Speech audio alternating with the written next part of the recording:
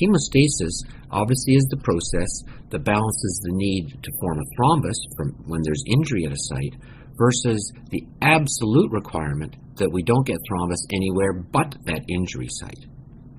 So in your mind, we're going to look at two different pictures, but you have to be very clear that they're happening at the exact same time. Thrombus is forming at the site of injury, while all the normal surrounding endothelial cells are defending themselves from allowing that clotting process to go beyond that point.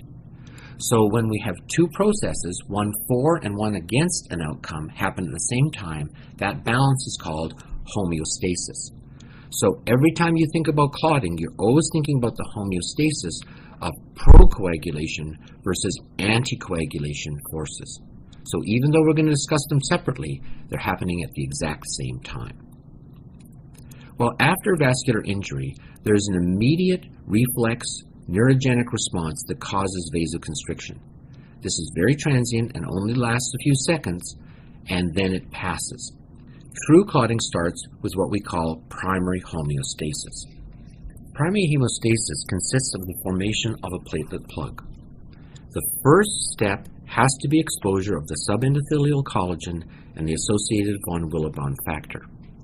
One way to think about this is imagine that all of the collagen in all of the vessels is painted with von Willebrand factor. And then all of that von Willebrand factor is paved over perfectly by endothelial cells. Circulating the blood are thousands and millions of platelets, all looking to make contact with that von Willebrand factor, separated from it by a healthy, functioning endothelial cell. So that any time we get damage to the endothelial cell, and it just doesn't have to be trauma, it can be from immune damage or from amylase and other enzymes coming from pancreatitis, then the platelet and the von Willebrand factor can meet. So von Willebrand factor meets through the von Willebrand receptor with the ungainly designation of GP1B. When that receptor finds the von Willebrand factor, the platelet undergoes a shape change. And we can follow this in figure 3-3.2. So our first step is platelet adhesion contacting the von Willebrand factor, and then we undergo that conformational change at number 2. That conformational change allows for the GP2B/3A receptor to appear onto and be expressed on the membrane surface. That receptor now binds fibrinogen, and therefore other platelets can bind to it, and now the platelets are forming a soft clot. This happens because of the release from the dense granules, and we see this in number 3 granule release. The conformational change allows for the dense granule contents, which are predominantly ADP, and at ADP is what's going to allow the expression of the phospholipid GP2B3A onto the membrane surface. At the same time, cyclooxygenase is released from small, probably smooth muscle reticular bodies, and that's now going to activate thromboxane A2, which we see in number 4, and that's going to make everything happen profoundly exponentially. So when we see this granule release, we realize the dense granules are releasing ADP, and that's causing our thromboxane A2, which is going to fantastically accelerate the process.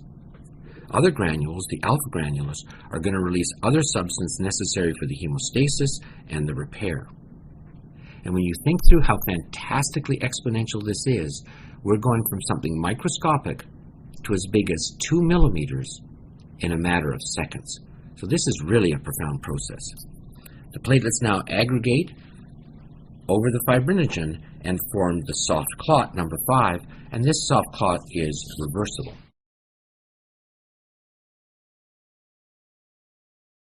Secondary hemostasis consists of the formation now of an insoluble fibrin clot, and this is formed centering on the fundamental clotting factor of thrombin, factor 2.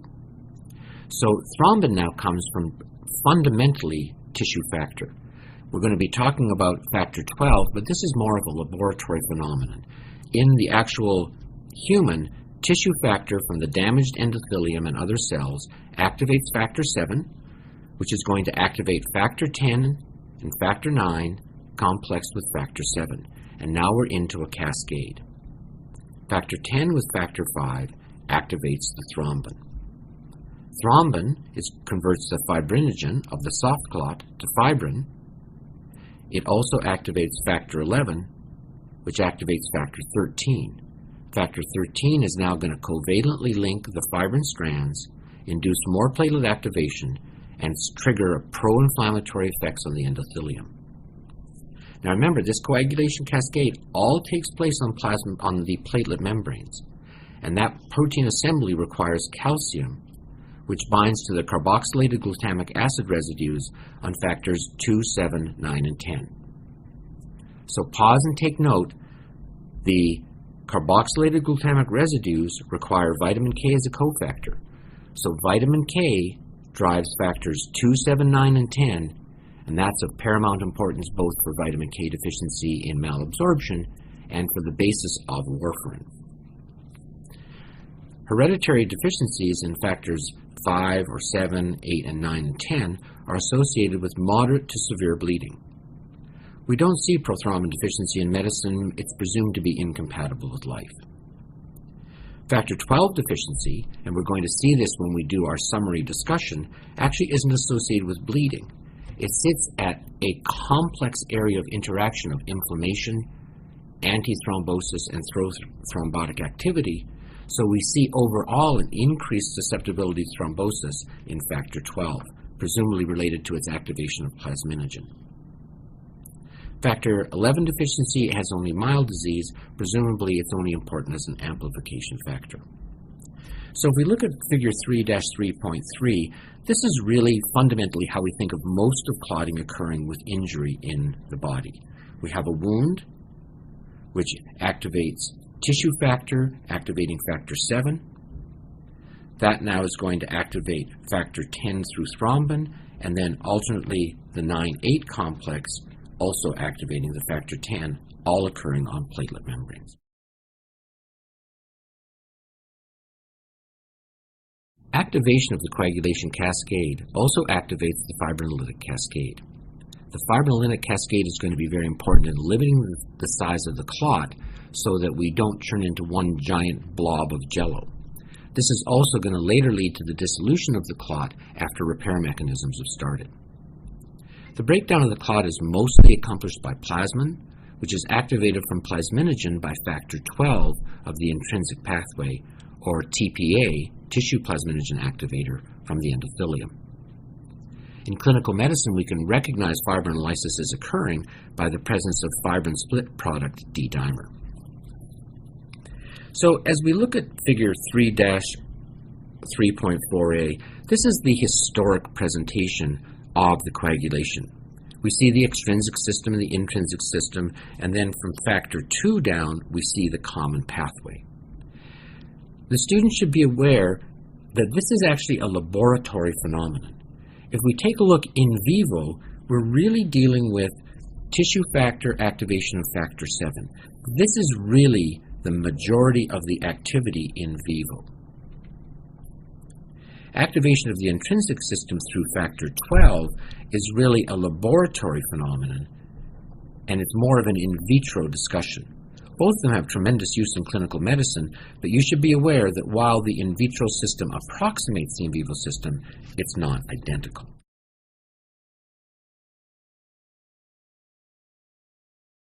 Figure 3-3.4b is a very dense figure, and it's really quite unusable by the student unless you've actually built it yourself. This is a figure that I should be able to give any student a blank piece of paper, and she should be able to draw this out for me as the template by which she clinically uses the coagulation pathway. So let's just see how we do that. We're going to start with our vessel, and you notice what we've got. We're going to draw in endothelial cells for the part that's uninjured, and then a gap for the injured part. Remember, once we lose the endothelial cell, we're exposing our von Willebrand's factor. That allows now a platelet to come in with the von Willebrand factor receptor. This is going to be GP1B, and it's going to be activated. That activated platelet is now going to have the dense granules release ADP, as well as the release of COX. ADP is going to allow the phospholipid membrane exposure of our GP2B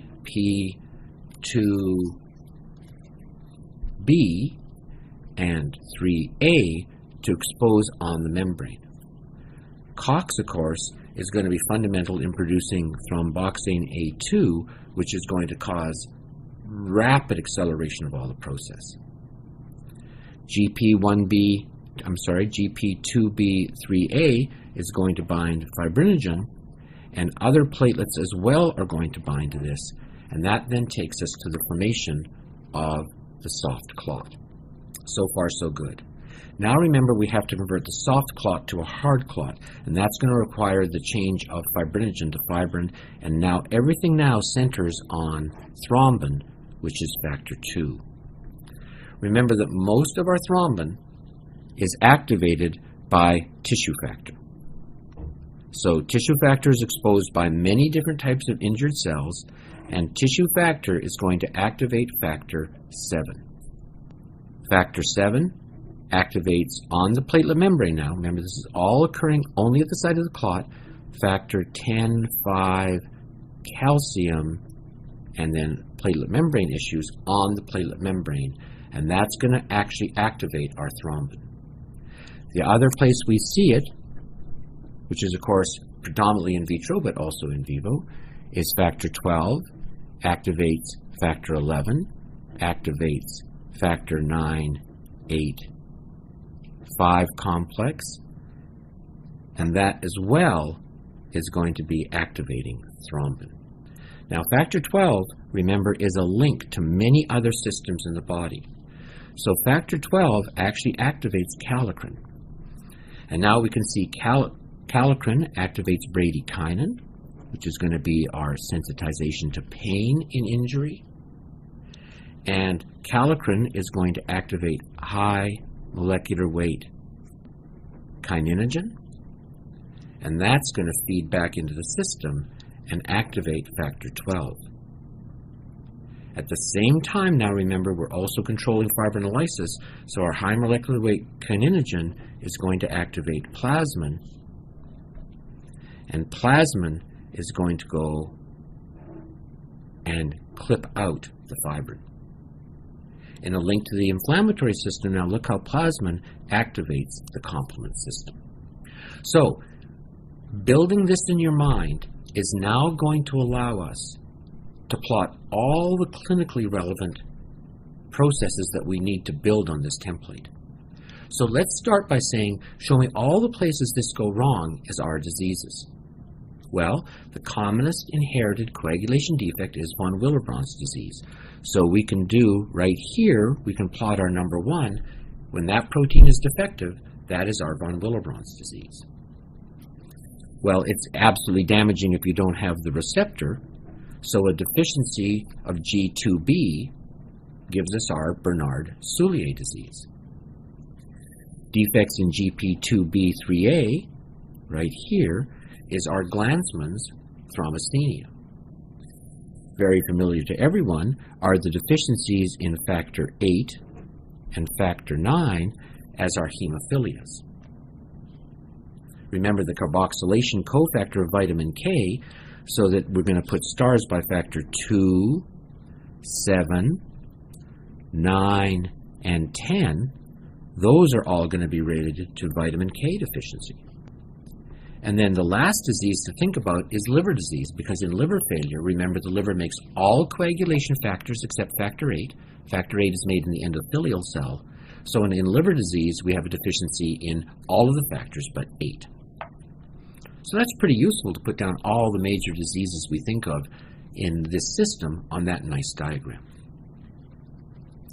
The next major use we have of this is to think through where we can put all of our medications. So obviously, we start off with the early release of an activated platelet.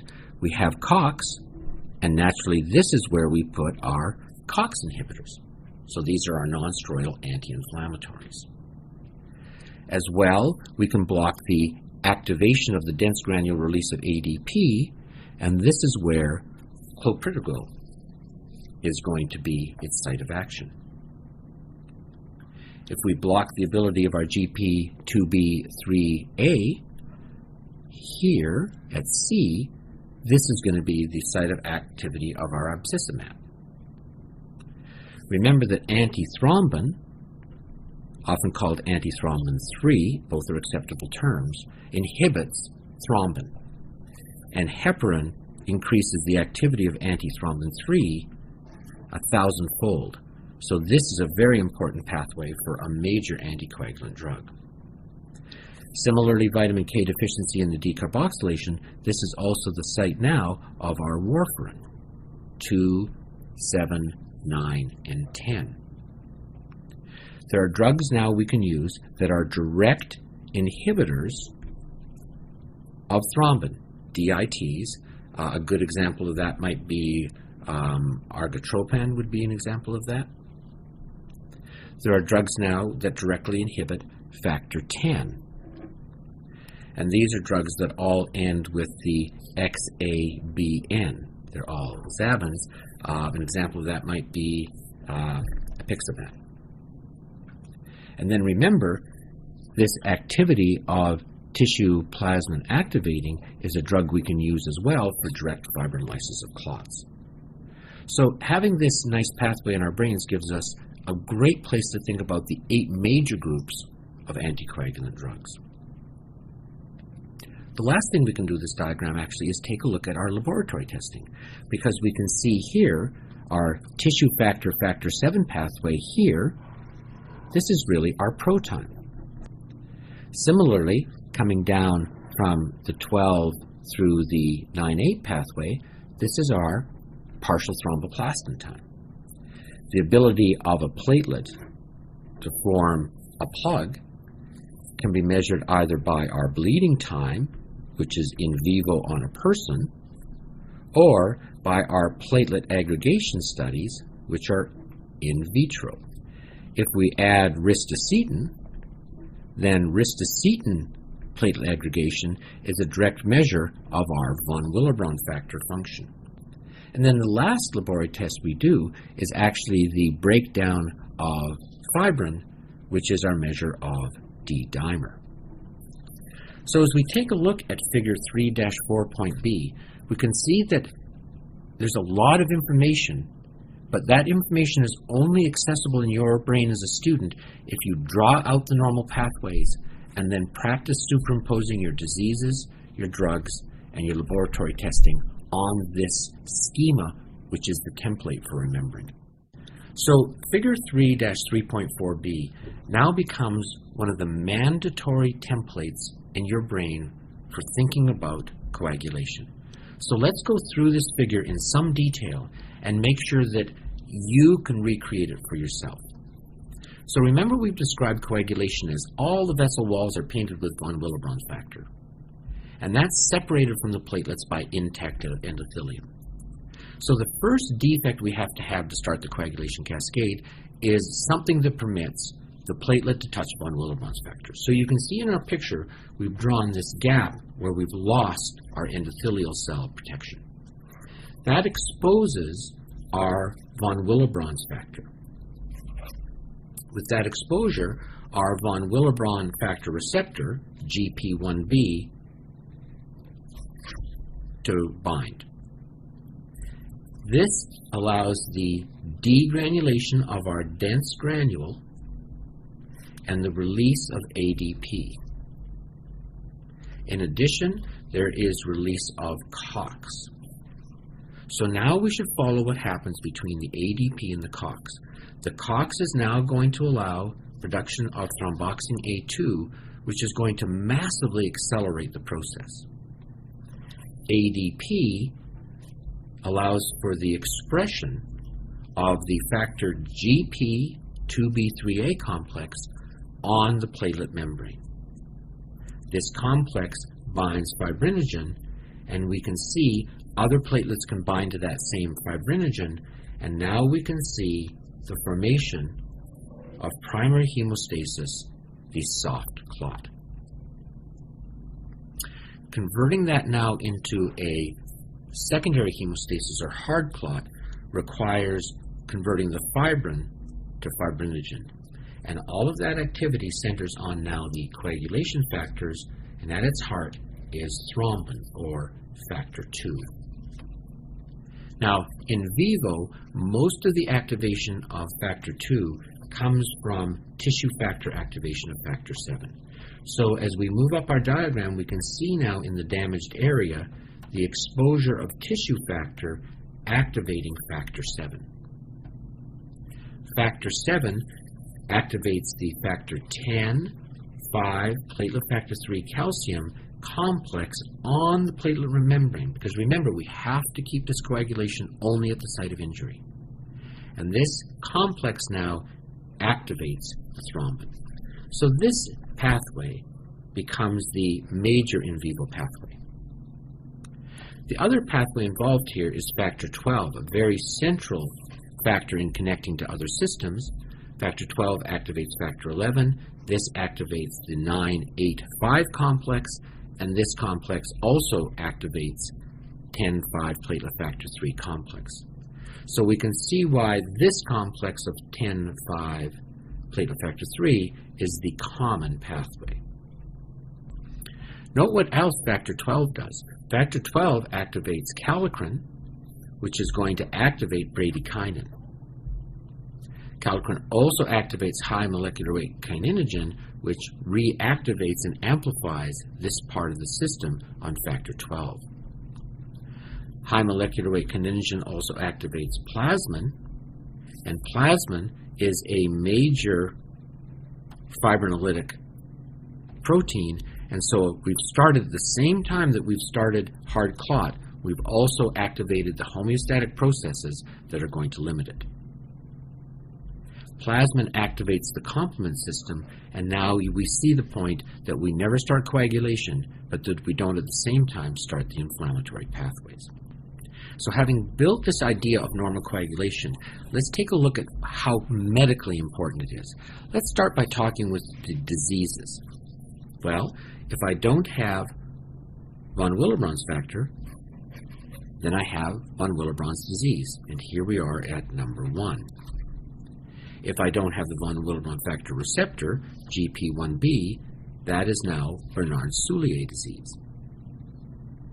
If I can't bring out GP2B3A complex, that is going to be Glanzmann thrombasthenia. Deficiencies in factors 8 and 9 are our familiar hemophilias.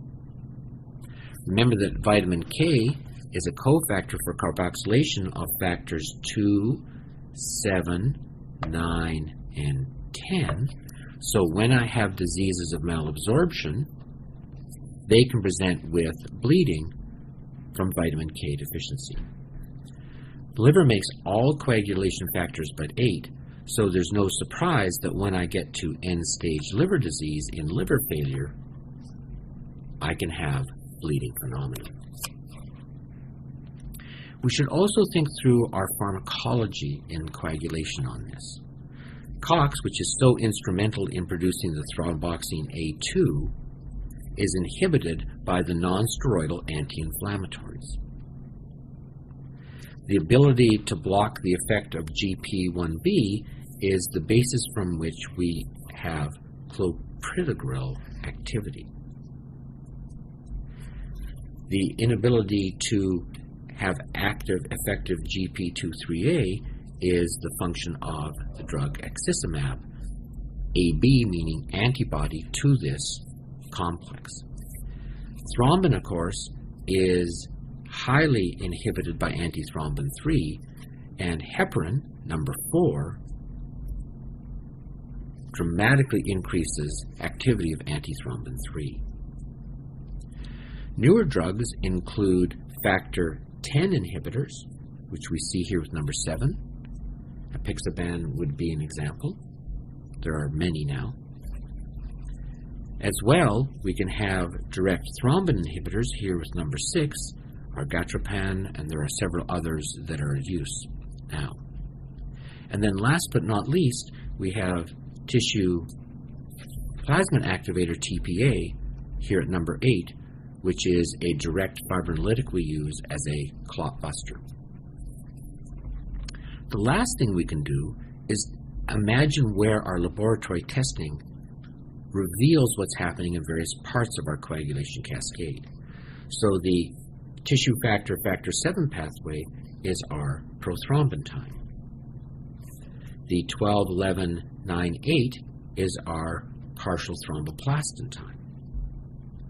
The ability of platelets to form a primary plug in vivo is measured by bleeding time. In the laboratory, this is our platelet aggregation studies. If we use platelet aggregation studies with ristocetin, that's going to be a measure of von Willebrand's factor. And then last but not least, the effect of plasmin and our tissue plasmin activators to break down fibrin. We can measure that fibrinolytic activity by measuring D-dimers. So you can see this is a really powerful way of basically summarizing most of what you need to know in coagulation. And every student has to be able to see those pathways and plot diseases, pharmacologic drugs, and laboratory testing on it. So having talked about how we form clots, now we have to talk about how the body prevents those clots from propagating outside of the area of injury. And now we come to talk about the endothelium, because the endothelium is one of the most remarkable cells in the body, which does many, many things, including the regulation of coagulation. So when we talk about how the endothelial cell limits clotting, we always think about it as two families of products. We think about the platelet inhibition and then the factor inhibition. So when we look at this, we can see there are three platelet inhibitory factors. There's prostaglandin I2. Remember, this is not only inhibits platelets, but it also causes vasodilation. Nitric oxide always causes vasodilation. And then ADP, of course, from the dense granule is going to activate our GP2B3A complex, and so the production of an ADPase has a powerful antiplatelet effect. Over on the factor side, we see four basic inhibitory systems. We have thrombomodulin with the production of protein C. We have production of a heparin-like molecule, which obviously greatly enhances the effect of antithrombin 3. The tissue factor pathway is the most important activating pathway in vivo, and the endothelial has proteins that inhibit this tissue factor pathway. And then the last, the endothelial cells actually produce plasminogen activator as a way of activating fibrinolysis and limiting fibrin production.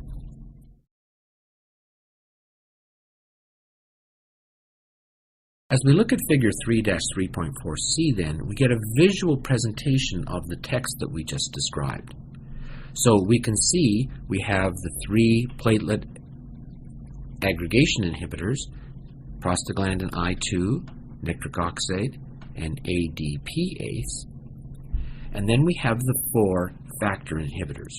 So if we start with the heparin-like molecule, we can see that the heparin-like molecule is going to markedly increase the antithrombin 3, which has a powerful inactivation of thrombin. Thrombomodulin actually is activated by thrombin, and it has the protein C activation, and protein C, together with the cofactor S, actually causes proteolysis of factors 5 and 8. Well, like all things that we do at this level, they've got to matter clinically. So let's go through clinically and see the diseases. So we can see that proteolysis of factor 5 is a really powerful inhibition of clotting. The commonest defect causing hypercoagulability is factor 5 laden. In factor 5 laden disease, we have a factor 5 that is resistant to the activity of protein C, making the patient very hypercoagulable. Over here at thrombin, we have the second commonest defect, prothrombin G20210 disease, in which there's an overproduction of thrombin. Antithrombin 3 is a very powerful inhibitor of thrombin, and there are two ways that we think of it having a deficiency. There are rare families in which it's congenitally absent, but the big one is acquired. In nephrotic syndrome, with its massive loss of protein, we can lose so much antithrombin 3 that the patient becomes hypercoagulable.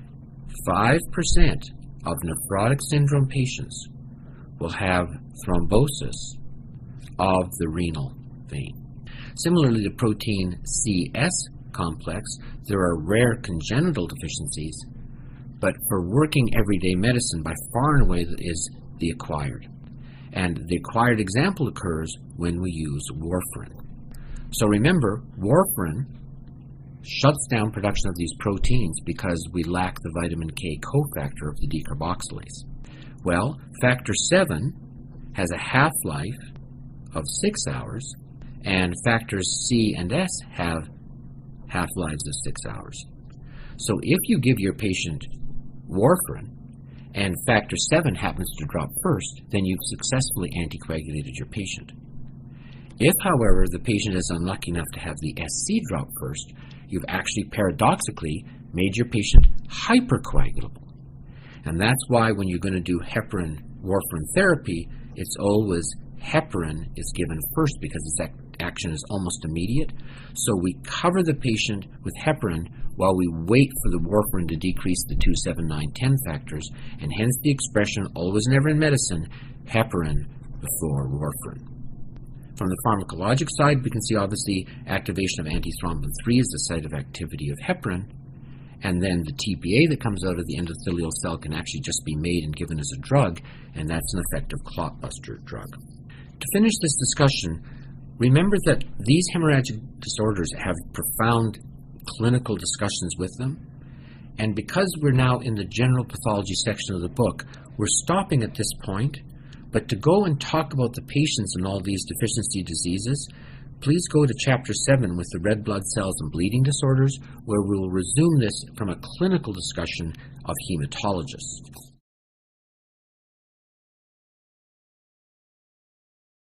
Well, it's pretty hard to overstate the importance of the Virchow triad, which we see in Figure 3-5.0.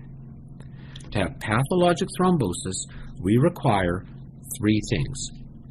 Endothelial injury can be a cause of pathologic thrombosis. Hypercoagulability can be a cause of pathologic thrombosis, and abnormal blood flow can be. And when you're caring for your patients, these are 3 effects you're always going to have in your mind when you look at your patient to say, is my patient at risk for a thrombus because one of these 3 things has happened? Now, let's just be very clear on the difference between arteries and veins. So in the column we see this important concept. It's a really important concept because when we're in arteries, that local endothelial injury is what we see in basically atherosclerosis. By far and away the commonest cause of this is going to be atherosclerosis. You can also occasionally see it with primary endothelial damage.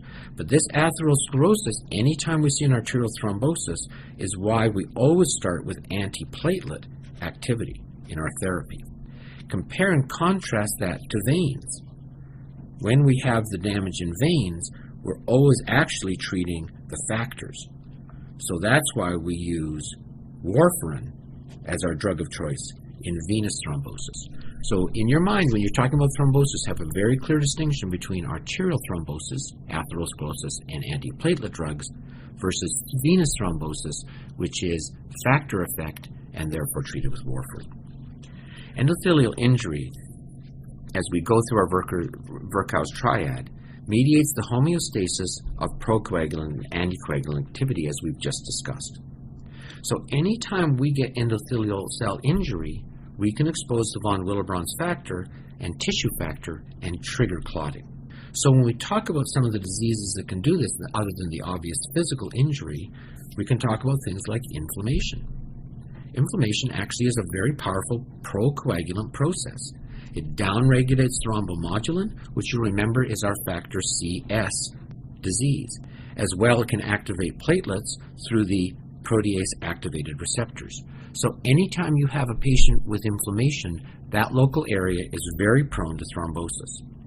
As well, endothelial injury downregulates the protein C, which is necessary for breaking down factors 5 and 8. We see loss of the tissue factor pathway inhibitor and downregulation of TPA. So in any disease in which you have endothelial injury, and this includes diseases beyond mechanical injury, that's a patient at great risk for clotting. Abnormal blood flow leading to thrombus is very common in medicine. Remember that normal blood flow is laminar, so that the central flow contains most of the cells and cell products like platelets. That separation of these cells from the endothelium is lost anytime you get turbulence or stasis. A classic example of that is aneurysm. You can get aneurysms in the aorta, you can get aneurysms in the left ventricular wall after infarct, and those are very prone to form thrombi with their pathologic consequences of embolism. When you have your patient who's immobile also gives you abnormal blood flow and is a terrible risk for thrombus formation. Atrial fibrillation is so well recognized as a risk for thrombus that all patients with atrial fibrillation are going to be on an anticoagulant treatment for that prevention. And then the last way we think about it is, remember, when you have an abnormal heart valve, that causes turbulence because the valve no longer has a smooth, regular surface. And that's the basis for forming non-bacterial thrombotic endocarditis, which also can cause embolic phenomena.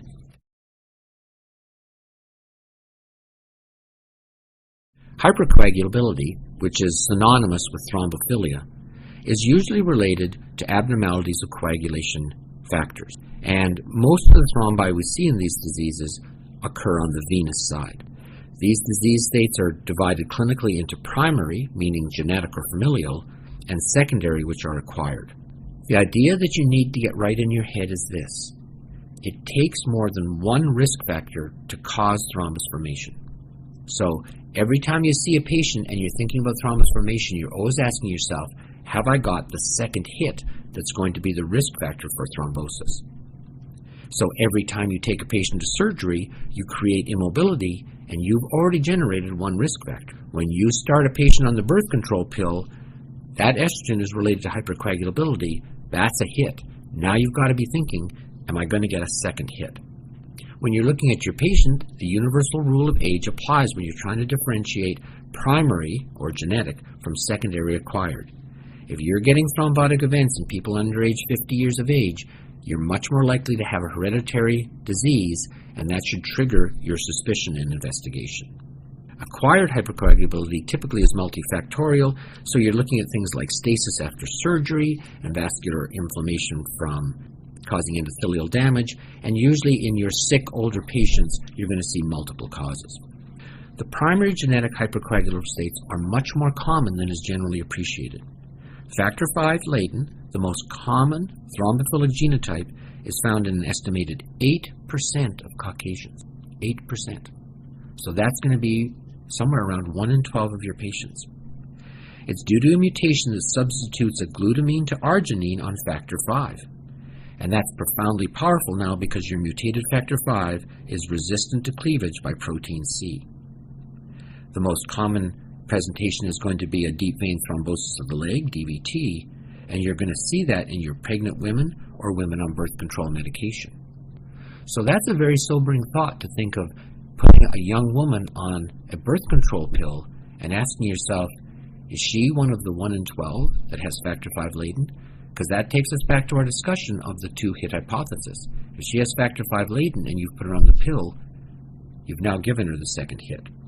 Prothrombin G20210A is the second commonest thrombophilic genotype, and you see that in 1 to 2% of the population. This is caused by a single nucleotide substitution on the prothrombin gene that leads to elevated prothrombin levels in the plasma, and presumably those elevated prothrombin levels create the hypercoagulable risk. Pure protein deficiencies are actually pretty uncommon. A pure protein C or S deficiency or an antithrombin 3 deficiency have certainly been very well described, but they're quite uncommon. Remember that protein C is activated when thrombomodulin on the endothelial surface binds to thrombin. This activated protein C complex with cofactor protein S inactivates 5 and 8 by proteolysis. Antithrombin 3 inactivates thrombin as well as other factors of the intrinsic pathway. Its activity is increased several thousand-fold by heparin. When we talk about connection to pharmacology, remember proteins C and S are vitamin K deficient proteins, each with a half-life of about 6 hours.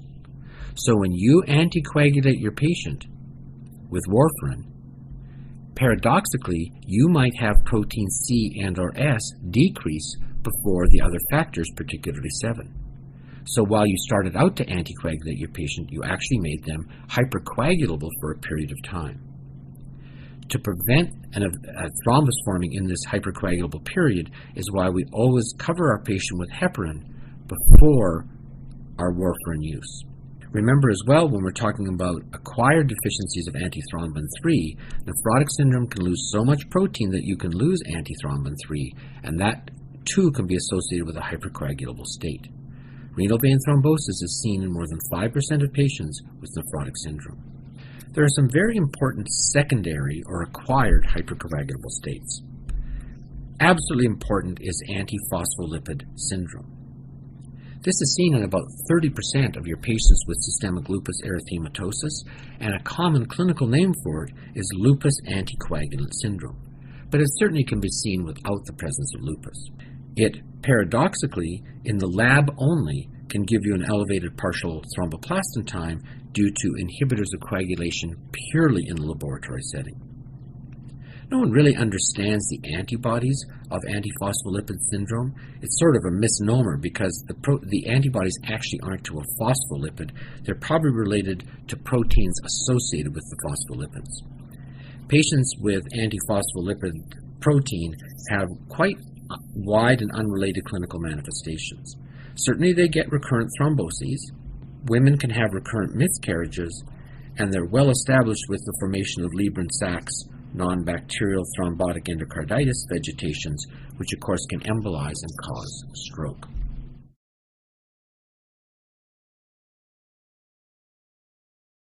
Heparin-induced thrombocytopenia, which is often abbreviated as HIT, occurs in patients that are given unfractionated heparin. So this isn't the low molecular weight heparin that you're injecting directly.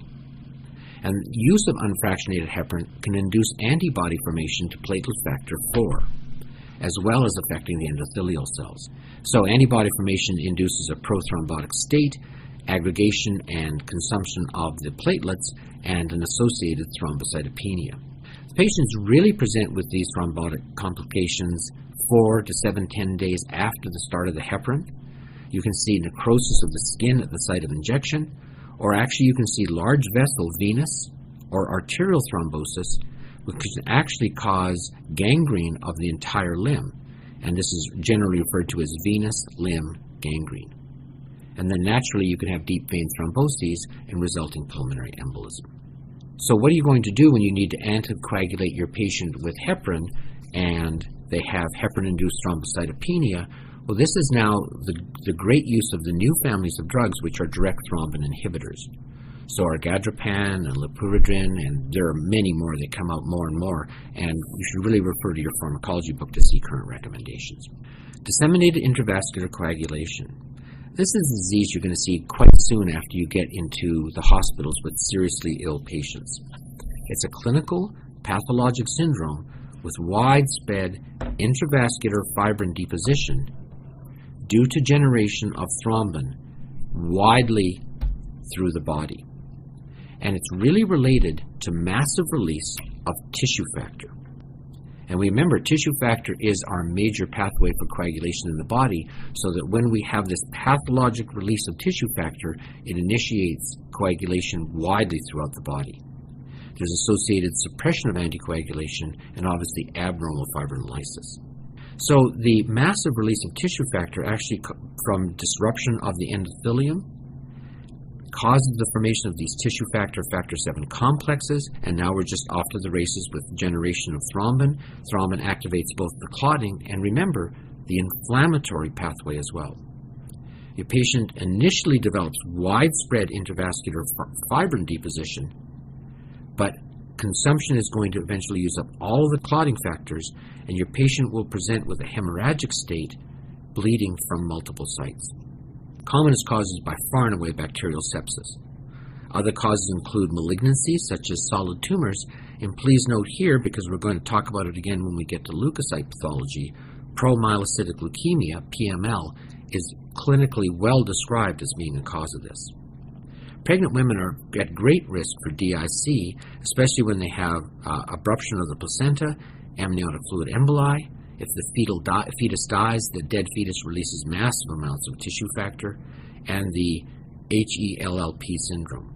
So how are you going to recognize that your septic patient has DIC? Well, remember, it's a systemic disease in which we consume all of our factors. So anytime you have your patient with a sudden onset of hemorrhage from unrelated anatomical sites, DIC should be the thought in your mind.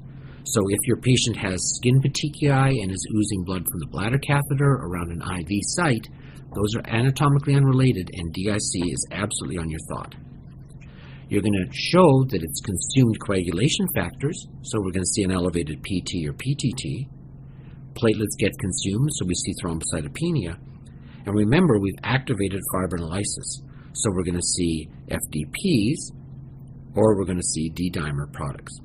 Remember that with this microangiopathic disease, we cause fracturing of the red cells, and so you're going to see schistocytes on the peripheral blood smear. We're going to talk about that again when we get to the anemias. Basically, you have to treat the primary cause. You try to replace the coagulation factors so the patient can clot, but really the patient's not going to do any better than your ability to control the disease that triggered the coagulation. Other causes of hypercoagulability won't surprise you. Immobility. Older people are much more prone, and by older we're really talking about anything over the 50 to 60 year age group. Generalized tissue injury. So if you have someone from a motor vehicle accident, that general tissue destruction releases tissue factor, and those people are at very risk for thrombotic events. Estrogen increases coagulation, increases the production of many of the coagulation factors, and when you place your patient on a birth control pill, you've given them one hit. Lots of cancers are associated with it. And then there are the softer ones that won't surprise you. Obesity is a risk, and cigarette smoking is a risk as well.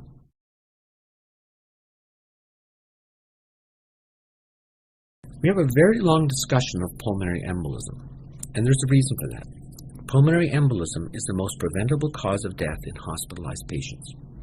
So that's reason enough for it to have a very prominent place in our discussion. But the second reason, and it's well worth your while to spend time here, is remember that your Step 1 exam is fundamentally going to be teaching and testing clinical reasoning. And so to understand the formation of DVTs and pulmonary embolism has many, many profound lessons to think through in how doctors take a single disease and many of the ways we use to diagnose and treat them. So remember, pulmonary embolism is a consequence of venous thromboembolism, VTE. Venous thromboembolism is going to be one of your three major cardiovascular causes of death, along with myocardial infarction and stroke. So it's really important that you're comfortable talking about the formation of the thrombus, the deep vein thrombosis or DVTs, as well as that thrombus breaking loose and embolizing and causing a pulmonary embolism. So our DVTs, or venous thrombosis, this is going to arise in a setting of hypercoagulability, also called thrombophilia. So remember, this is a two-hit hypothesis, and we're just back to a previous discussion of primary and secondary causes. About 1/2 of your DVTs are going to go on to develop a PE. And so recognizing the formation of thrombi gives you a high degree of suspicion for pulmonary embolism. Similarly, recognizing pulmonary embolism is going to send you on a search for the origin of the thrombus, which is going to be in the veins. Isolated calf vein thrombosis can be very painful and cause an acute swollen calf, but that's not really a high risk for pulmonary embolism. They are associated with paradoxical embolism because, of course, they're small enough to traverse that patent ductus ovale or perhaps a small ASD. When you see your patients with varicose veins and superficial venous thrombi in them, they are not a source of embolism. The deep vein thrombosis, remember the word is deep, so we're seeing this not in our superficial veins but in our deep veins. The importance of these superficial vein thrombi is they often lead to ulceration of the skin, called varicose ulcers. So remember, pulmonary embolism is not a diagnosis. It is a complication of deep vein thrombosis. And it is extraordinarily difficult to diagnose. It has a wide spectrum of presentation. It can have one massive presentation, which would be very acute. But remember, associated with thrombophilia, you could have small showers of clots going off over many, many months. So you can't pick a time frame and say, oh, that's a good time frame for PE. It can be acute or chronic. Remember, the symptoms are going to be based on how big the thrombus is. So if you have a pelvic vein, which is very large, giving you a very large thrombus, you're going to present with central symptoms because you've blocked a major pulmonary to lobar artery. That's very different than if you have a clot coming from deeper down the leg, because that's going to go all the way to the segmental or subsegmental arteries, and that's going to be peripheral lung, and that's going to be a very different system presentation than the other. If it's massive, we're going to actually compromise the ability of the heart to pump blood. Very different than if you have a small embolism. You can have one embolism or you can have showers of embolism. And then that embolism can infarct the lung or not infarct the lung. So you can see that there's no single story of pulmonary embolism. It's a diagnosis that you're going to make because you're always thinking of it. It requires a high degree of clinical suspicion.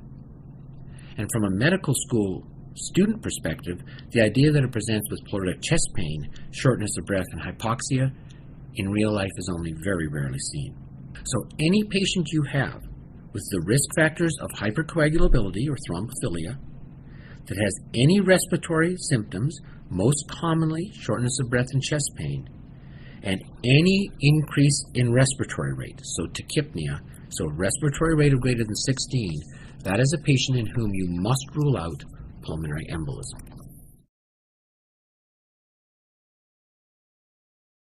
The pathophysiology of pulmonary embolism is more complex than one would think at first look. It really occurs in two stages, so you should really think of it as the initial embolus and then the response of the lung to the embolism. So initially, what we see is illustrated in figure 3-6.1b. So we can see the thrombus has blocked the blood supply to a particular area of lung, and that lung, while it's now ventilating, actually doesn't exchange gases. So that's a really perfect example of dead space. At this point, the patients might have some degree of hypoxia. Remember, it depends on how big and how many emboli there are. But typically, they can compensate for it by hyperventilation. Okay, now stop and think what that must mean when you're looking at a patient with thrombophilia. If they can compensate for that initial embolism with hyperventilation, then think through elevated respiratory rate. And if you're following them in an ICU so you have blood gases, remember, hyperventilation is going to give us a dropping of our PCO2. So after we get this clot, then we start to see the lung compensate for it. We see a local release of histamine, which is going to cause some bronchospasm. And we're going to see release of serotonin from some activated platelets, which is going to cause vasospasm. So now we should take a look at figure 3-6.1c, because after our initial dead space, we're now really seeing the bronchospasm and vasospasm, which are going to give very complex patterns of mismatching. So now we go from dead space to VQ mismatches. So these can occur areas distant to the embolus, so the effect can be actually more profound than just the area actually affected. This now becomes our major cause of hypoxia. And then, of course, with this damage, we start to see decreased surfactant production, and so we see atelectasis and a marked exacerbation of our VQ mismatching and hypoxia. Your patient's actually not going to die from the hypoxia. The real death-causing part of an embolism is the hemodynamic compromise of the right ventricle. So this compromise can range from something as profound as electromechanical dissociation with sudden death versus an acute right-sided heart failure because we've simply gotten rid of so much of the vascular bed. So think through what that means now when we're talking about this patient. Any patient with thrombophilia remember the first effect is going to be in the lung. So you're going to be very closely monitoring your patient for changes in respiratory rate and drops in PaCO2. But once you've diagnosed a pulmonary embolism, your ultimate patient outcome is going to be your right-sided heart function. So if it's a large enough clot to cause right ventricular decompensation, then that is how your patient is going to die. A saddle embolus is so large that it literally sits across the right and left pulmonary veins. So you have a normal heartbeat. If you looked at the EKG, you've still got an SA node, an AV node, and Purkinje fibers. So your EKG is going to look normal. But we've blocked the pulmonary artery system. You're literally not going to get any blood passed. So when you feel your patient's pulse, you're not going to feel an effective pulse. So we have an electromechanical dissociation. Normal EKG, abnormal pulse. That's a patient that's at very high risk for sudden death. If it's a chronic shower after shower after shower, your patient actually might not decompensate the right side acutely, but chronically. And so that pulmonary hypertension is going to lead to chronic right-sided heart failure.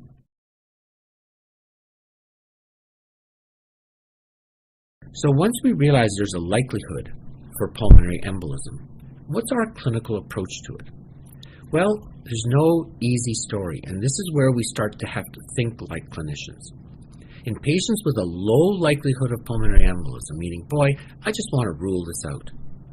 So what that would mean is someone that doesn't have dramatic symptoms of respiratory rate or dropping PaCO2 or hemodynamic compromise and has low risk of thrombophilia. They're not a factor V laden, they're not a prothrombin G20210 patient. Then basically what you're going to say is, do I see evidence of fibrinolysis? And the test we use for that is our D-dimer. So when you're in the emergency room and that young woman comes in, is complaining of shortness of breath, if her D-dimer is normal, then you have effectively ruled out pulmonary embolism. If, however, this is someone with a high risk, a young woman comes in on the birth control pill with evidence of hypoxia, and she tells you she's got a family history of clots, now we've got two risks because she's probably 1 in 10 with a genetic cause, the only way we're going to rule out PE is we have to go to imaging. So, low likelihood of disease, fibrinolysis is fine. High likelihood of disease, we've got to go looking for the clot in the lungs. How do we do that? Well, the clot probably came from the legs. So the first thing we're going to do is we're going to do ultrasonography to go looking for a clot in the leg. They're so closely linked. DVTs and pulmonary embolism are so closely linked that if you find a DVT in a patient with dyspnea, that is diagnostic of PE and you're going to treat.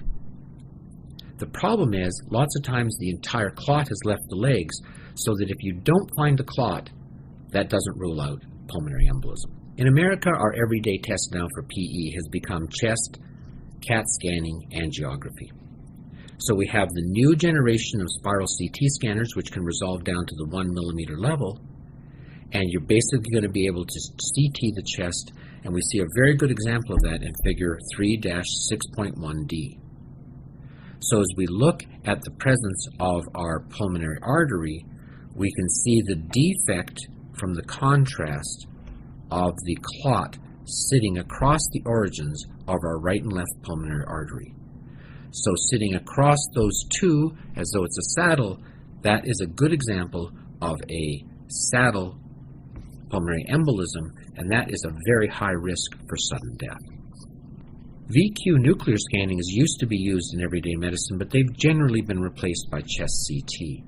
However, they're a very good example of the physiology of the disease, and so they can be used as a way of teaching the pathophysiology of the disease. And the way they work is this. The perfusion scan is we take all these little tiny albumin particles and we give them a radio label. When you inject them, these little tiny, something like 100,000 little albumin particles will disperse, and they're just a little bit too big to get through the pulmonary capillary system. So they give you a very nice outline of the pulmonary capillary system, but not so much they actually compromise your arterial perfusion. At the same time after we've done that, we get the patient to breathe a radioactive gas, classically xenon. So you have the patient breathing, you can imagine this, breathing in and out the radioactive gas, And so we get to compare that, the ventilation, to the distribution of the albumin, which is our capillary system.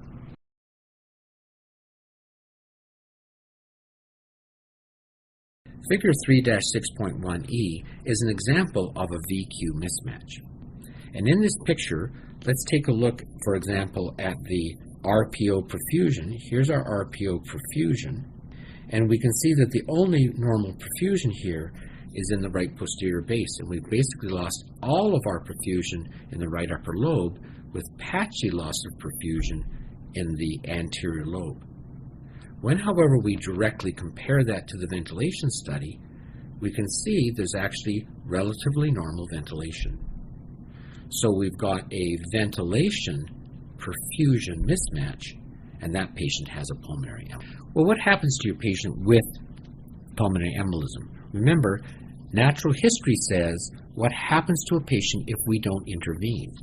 Well, the answer is, the outcome of the patient is highly changed by your therapy. So if your patient has evidence of right ventricular dysfunction, it's enlarged, there's evidence of infarction, it's not pumping well, that's a very high risk of death, and you are absolutely going to go after the clot. So you can go after the clot by literally physically going in and pulling it out, or you can go in with a clot buster and attempt fibrinolysis. If your patient does not have evidence of right ventricular dysfunction, they're really actually at quite low risk of death, and so you're not going to treat their primary clot, you're just going to prevent recurrence. And so these are our patients that you're going to anticoagulate. Remember, heparin before warfarin. Well, just as a little discussion with pharmacology, remember that if you're going to use clot busters or current fibrinolytics, they're really a recombinant TPA. So tissue plasmin activator, TPA, activates plasminogen. If you can get these fibrinolytics within 3 hours of the embolism formation, you can literally cut the mortality by half. If it takes as long as 12 hours before you can get it in, you can see that it really only decreases your mortality a small amount by 10%. So early is always better.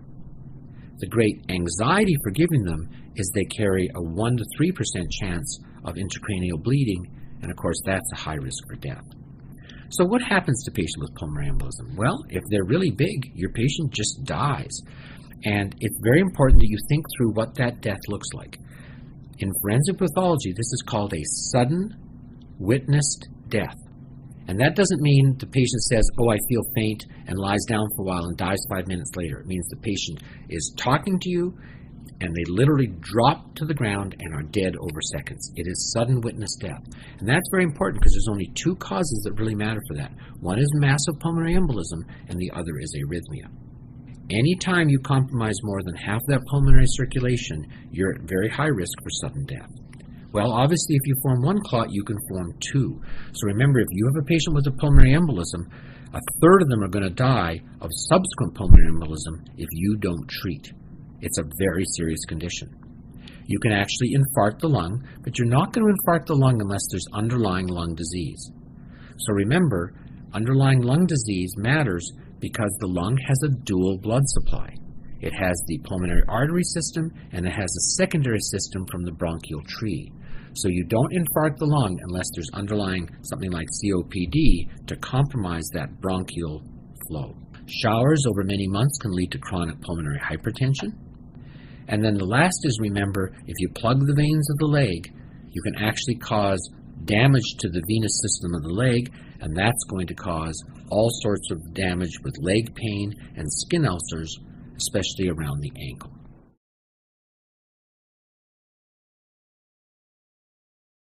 So we've talked about deep venous thrombosis of the leg. It's important to recognize you can get systemic thromboembolism that doesn't go to the lung. So deep venous thrombosis to lung is the commonest that we see, but you can also get emboli occurring on the systemic arterial system. By far and away, the majority of these arise in the heart. So they're intracardiac mural thrombi. Most of these occur after myocardial infarction, but atrial fibrillation is a very important cause as well. You can form thrombi over aortic aneurysms. Remember, they have abnormal laminar flow. You can get them from atherosclerotic plaques. Remember that the exposure of the plaque structures can activate platelets. You can get them from valvular vegetations. Remember, a third of your lupus patients are going to get valve vegetations, so that risk of stroke is ever present. And then last is, if you haven't actually got closure of your ductus arteriosus, and remember, we can get paradoxical emboli, meaning we're coming from the venous system like the leg over to the arterial system if you're one of the patients that has maintained patency of the foraminal valley. Commonest place for emboli to go is the lower extremities, but obviously there's catastrophic consequences if it goes to the brain and causes an ischemic stroke. So clots aren't the only thing that cause emboli. You can have emboli coming from your bone marrow and fat. Crushing of the long bones allows it to enter the circulation through poorly described mechanisms. So typically after your patient has had severe trauma, on days 1 to 3, they're going to present with shortness of breath, mental confusion, and then, oddly enough, a petechial rash. Basically, you're just going to make the diagnosis. There's no good test for it. It's a clinical criteria diagnosis. And if you do a chest x-ray, you can see diffuse infiltrates, but these are nonspecific. Air embolism, of course, is well recognized in divers. Gas bubbles can form a frothy foam in the heart, which doesn't give enough for the heart to pump, and those mass-like aggregates can cause all kinds of heart failure phenomenon. Decompression sickness, colloquially called the bends, is seen in scuba diving when you have sudden decrease in atmospheric pressure. So it can be acute or it can be chronic, which is from the old deep divers, caisson disease. And basically the treatment for acute is you have to recompress the patient. Amniotic fluid embolism is important because it's one of the causes of mortality in our pregnant women. Infusion of amniotic fluid or fetal tissue into the maternal circulation activates coagulation and inflammation, and your patient will develop a shock DIC-like syndrome. It's not related to the amniotic fluid actually causing obstruction. It's related to the amniotic fluid activating our inflammatory coagulation systems. And so what you're going to see is you're going to have a patient in labor, and during that labor or immediately postpartum, they're going to have a very profound, unmistakable problem of sudden dyspnea, shock, meaning they're hypotensive, and neurologic impairment. The mortality is extraordinarily high at 80%. And if they do die and go on to autopsy, you're going to see the fetal squamous cells and other fetal products in the pulmonary circulation. Very few women die in delivery anymore, and so amniotic fluid embolism is now becoming an increasingly important cause as other causes are managed better, and it now accounts for about 10% of the maternal deaths in the United States.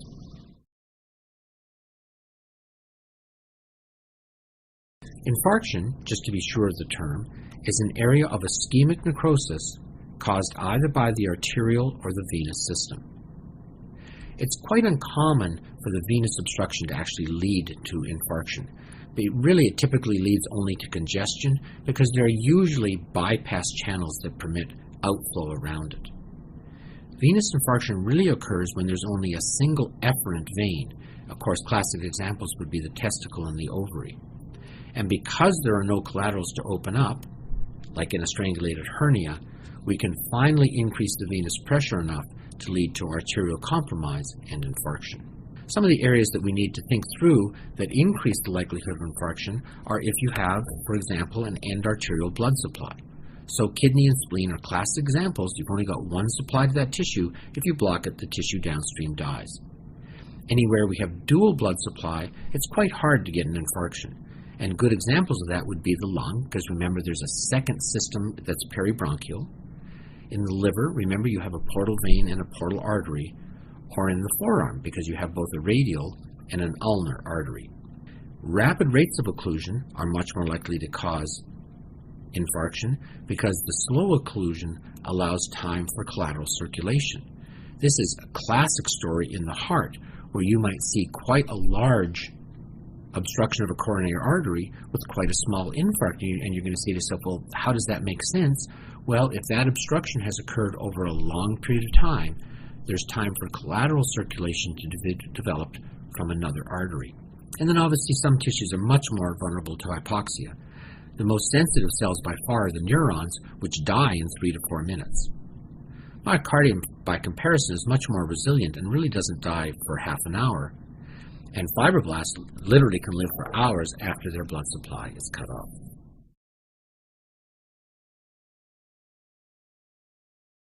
Shock is defined as the presence of multi-system hypoperfusion, and clinically it's manifested as hypotension, which means a decreased mean arterial pressure. So you remember from physiology, mean arterial pressure equals cardiac output times total peripheral resistance. So shock can be due to decreased cardiac output, such as cardiac failure or hypovolemia, or decreased peripheral resistance, which is what we see in sepsis, and then other less common causes, anaphylaxis, your classic bee sting story, thyrotoxicosis, or a high output cardiac failure, as might be seen in wet beriberi or perhaps with a large AV shunt. Conditions with decreased cardiac output have tremendous sympathetic stimulation, and you're going to see in your patient tachycardia and peripheral vasoconstriction. Well, there are lots of types of shock. We're going to discuss the three most important here. Septic shock. So septic shock is actually part of a spectrum of systemic inflammatory response syndrome. So this is a way of thinking about infections as they become progressively more systemic. First, we start with bacteremia, the presence of bacteria in the blood. If that goes on to cause more pathology, we're going to have sepsis, which by definition is the evidence of organ injury. We call it septic shock when that is associated now with hypotension and lactic acidosis. So septic shock, as we learned in immunology, is a hyperinflammatory state with massive release of cytokines, IL-1, IL-6, TNF, and most people summarize that by just saying lots of TNF. This causes endothelial cell activation and injury, and all of a sudden we're in a procoagulant state. So it's not uncommon to see DIC as part of the spectrum of shock. And there are all kinds of associated metabolic abnormalities, so you develop insulin resistance, and you can compromise blood flow to the adrenal medulla and develop a acute hypercortisolism of Waterhouse-Friderichsen syndrome. Cardiogenic shock is self-evident. Anytime you have an acute disease of the heart, you can have low cardiac output and mechanical pump failure. Hypovolemic shock, again, is self-evident. It results from decreased cardiac output due to low blood volume. Massive hemorrhages is a common, obvious cause, but remember, you can lose so much fluid in burns that hypovolemic shock is part of severe burn syndrome as well. So let's take a look at what we're going to see in our patient when we look at table 3-8.1 in the types of shock. So you notice the blood pressure is down in all types of shock. By definition, shock is hypotensive, so that's universal. But when we compare now septic to cardiogenic hypovolemic, we can see this really profound difference. Because remember, in cardiogenic and hypovolemic, these are situations with increased sympathetic stimulation. So we can see in this why we get an increase in total peripheral resistance and an increase in heart rate. As well, in both of them, because we have no volume to pump in hypovolemic and a defective heart, they're both associated with decreased cardiac output. So the only way we're really going to be able to differentiate our cardiogenic from our hypovolemic is by looking at our left ventricular end diastolic pressure. Because obviously cardiogenic by definition is heart failure has an increase in left ventricular end diastolic pressure. Hypovolemic has no volume, and so it will have a low end diastolic pressure. That's very different than our septic shock, because remember, in our septic shock we have this massive dilation of our total peripheral resistance due to endothelial vasodilation effect. So we're going to see this drop in total peripheral resistance and a very wide pulse pressure. And the increase in heart rate is not going to compensate for it, nor is there evidence of heart failure by seeing increase in end diastolic pressure. Cardiac output will be up, the heart is pumping like mad, but we can't sustain a blood pressure because we've got this loss of peripheral resistance due to endothelial cell damage.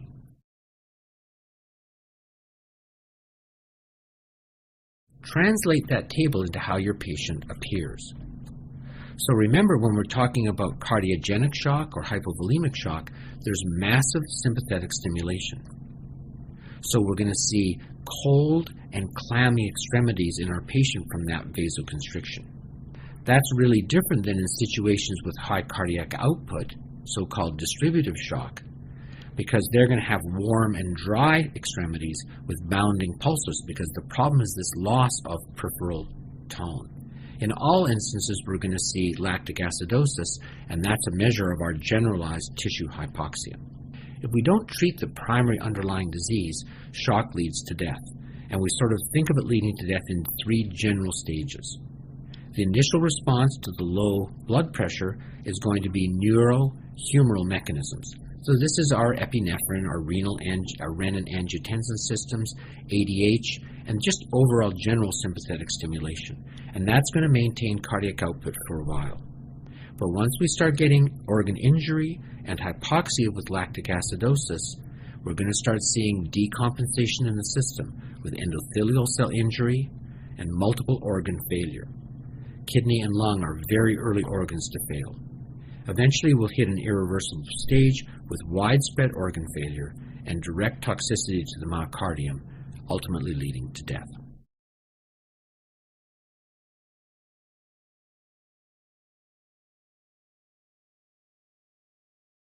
So now that we've gone through the basic processes and pathways of hemodynamics, you have to be able to do the following functions in a clinical setting. You have to be able to discuss edema and feel very comfortable on the difference and causes of transudates versus exudates. You have to be able to take a fluid sample of an effusion, such as a pleural effusion, and you have to be able to distinguish transudates and exudates based on laboratory data. In hemostasis, you have to be able to take a blank piece of paper and draw out the coagulation pathways. And on that pathway paper, you have to be able to plot your major hemostatic diseases, the drugs that we use in pharmacology, and how the various laboratory tests apply on that pathway. You have to also be able to take the antithrombotic pathways and draw them out, and on that plot the major diseases of hypercoagulability and the small number of drugs used. When it comes to thromboembolism, you have to be comfortable on venous thromboembolism and its major complication, pulmonary embolism. And you have to be able to explain the pathophysiology of pulmonary embolism, how you'd recognize it as a clinician, how you would evaluate its acute versus chronic presentations, how you recognize the severity of the disease in the patient by hemodynamic instability in the right heart, and how you would treat it.